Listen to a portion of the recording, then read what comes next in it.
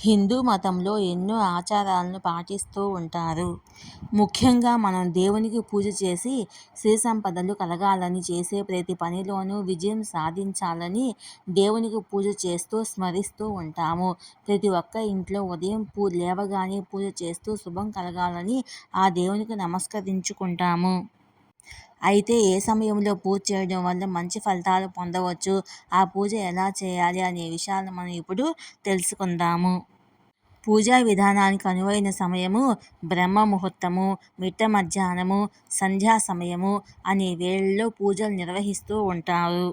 బ్రహ్మ ముహూర్తంలో పూజలు నిర్వహించడం వల్ల మనం అనుకున్న కార్యక్రమాలు విజయవంతంగా నెరవేరుతాయి. బ్రహ్మ ముహూర్తం అంటే సూర్యోదయానికి 48 నిమిషాల ముందు ఉంటుంది.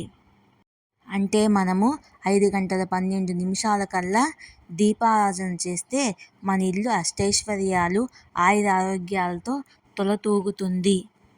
కాబట్టి ప్రతి ఒక్కరు ఈ సమయంలో నిద్ర లేచి దీపారాధన చేస్తే ఎంతో మంచిది.